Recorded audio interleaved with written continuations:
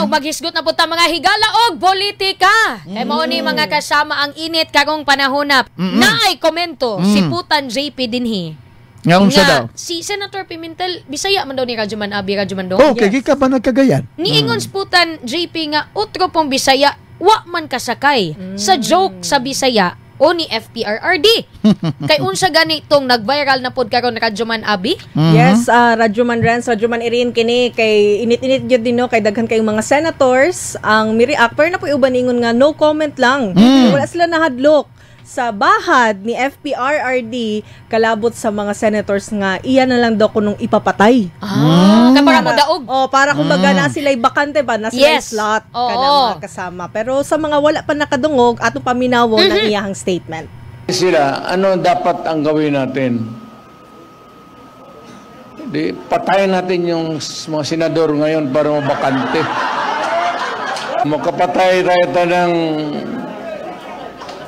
mga 15 na senador, pasok na tayo lahat. React si Senator Pimentel kaysa tanaw niya katong kill joke ni FPRRD, posible nang senyales sa serious personality disorder. Kay, no?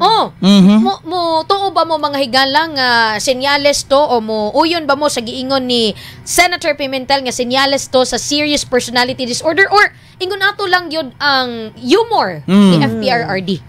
Kanas PRRD, kaniadto pa man na siya, Vice Mayor pa siya, nahimo na siyang mayor, nahimo na lang siyang congressman, nahimo na lang siyang Vice Mayor siyudad sa Davao. Ikaw na naman yun ang style ni Digong. Maghisgot man lang yun na permanenteng patay. Pero nabalaka si Senator Pimentel ba kasi manggudog balik-balik anang patay. Compound yun na nato na. Personality disorder. Compound yun na nato nag-ingon ni Senador Kwan bitaw Pimentel. Bara na Kwan kanan ang adunay disorder nga nahimong presidente. Siya way disorder.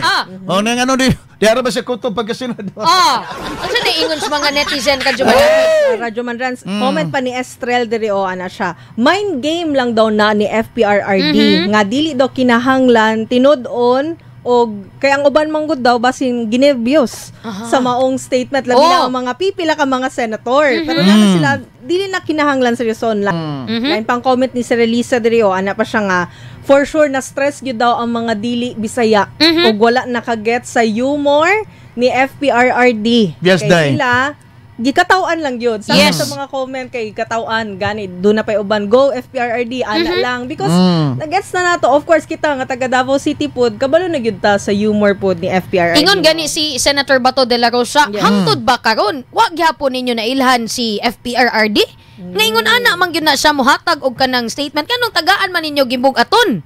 Di ba nga klaro naman na nga joke lang man to. Pud atong ano ba kani mga joke gani sa mga Bisaya.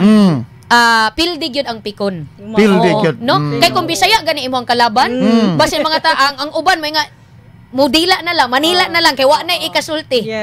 Tungod sa grabing ka witty o ingon man ka humorous ani mga Bisaya. Labi nag-uyoter nga Bisaya.